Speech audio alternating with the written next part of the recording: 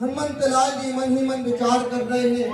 एक भगवती मन में सोचती है कि यह मुद्रिका यहाँ पर कैसे आई, और हर्षित भी होती है, और विचार में उनके हृदय में आता है कि श्री राम जी की मुद्रिका यहाँ पर कैसे आई।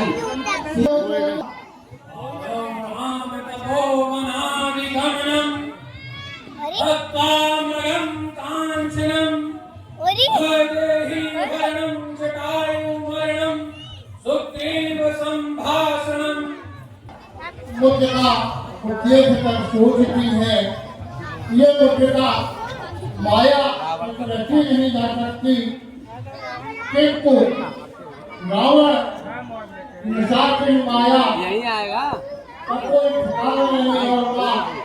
दोनों को सोचती है तो हनुमत लाल जी प्रभु श्री राम की प्रथम रात कथा माता जानकी को सुनाई।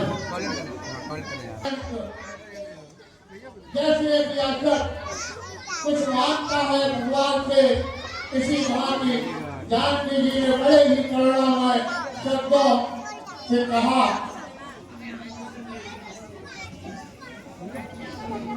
और जानकी जी करुणामय वचनों को सुनकर हनुमत लाल जी के नैनों से जलधार बहने लगी, और तब हनुमत लाल जी माता जानकी के समक्ष प्रकट हुए। राम दूत हूँ हे माता, हनुमान है नाम मेरा, सुधी आपकी लेने आया हूँ, करिए स्वीकार प्रणाम मेरा। और भाव विभोर होकर, हे माँ, मैं प्रभु श्री रामचंद्र जी के चरणों का एक छोटा सा दास, मेरा नाम हनुमान है। ये प्रभु श्री राम ने यह मुद्रिका अपने पहचान स्वरूप प्रदान की है।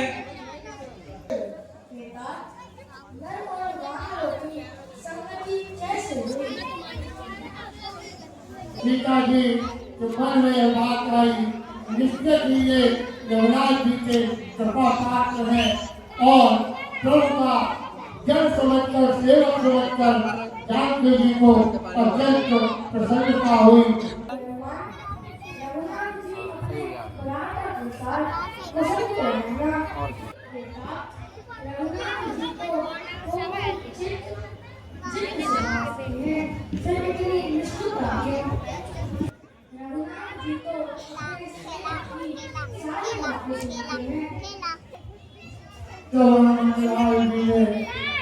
अपनी माँ हनुमंत देखा तो कहा,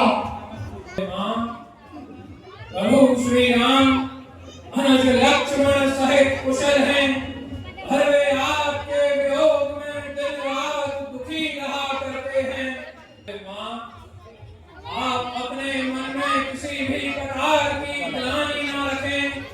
प्रभु श्री राम आपको आपसे दूना प्रेम करते हैं। हे माँ, प्रभु श्री राम ने आपके लिए कुछ संदेश भेजा है, जिसे अपने हृदय में धैर्य धारण कर सुने। प्रभु श्री राम कहते हैं, आपके वियोग में उनके लिए सभी ही प्रकार की वस्तुएं विपरीत हो गई हैं। वृक्षों में लगे यह सुंदर कोमल पत्ते उन्हें अग्नि के समान प्रतीत हो रहे हैं। रात्रि काल रात्रि के समान, चंद्रमा सूर्य के समान दुख दे रहा है। माँ, जो सभी हित करने वाले थे वे उन्हें पीड़ा देने लगे हैं। यह मंद सुगंधित पवन उन्हें विष के समान प्रतीत हो रही है। माँ, प्रभु श्री राम के प्रेम का तत्व या आपका मन जानता है, या तो फिर प्रभु का मन जानता है। माँ, और प्रभु श्री रामचंद्र जी का वह हृदय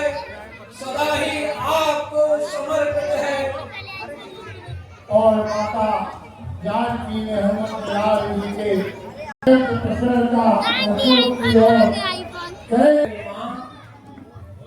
आप अपने हृदय में धैर्य धारण कर प्रभु श्री रामचंद्र जी के चरणों का स्मरण करें। आप मेरा कहा मान अपनी समस्त प्रकार की चिंताओं का परित्याग कर दीजिए। निश्चल निकर पतंग सम रघुपति बाण प्रसान जननी हृदय धीर धरी चरहि निशाचर जान।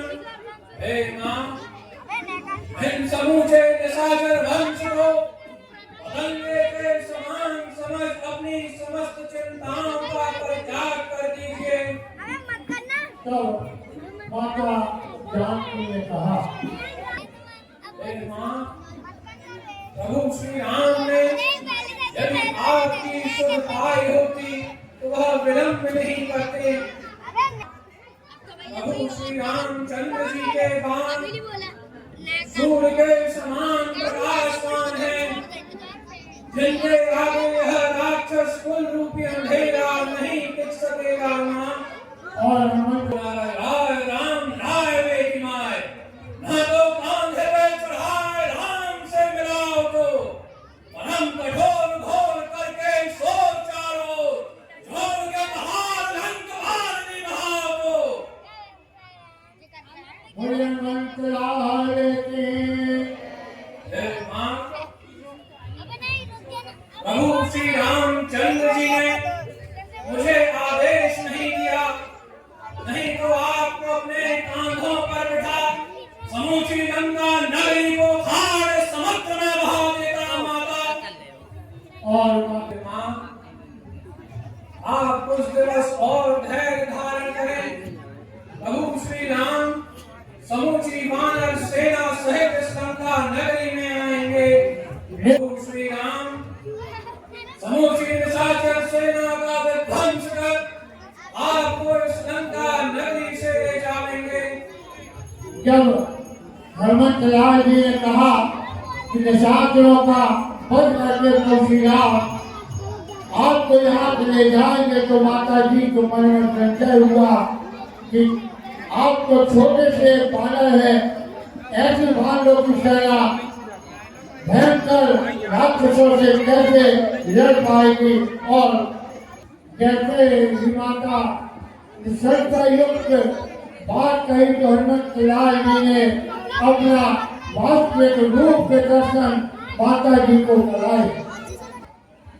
कलक भूजलाकार पर्वत के समान हनुमत लाल जी ने प्रभु श्री राम का जयकारा लगाया और माता जानकी को कलक भूजलाकार शरीर के दर्शन कराए।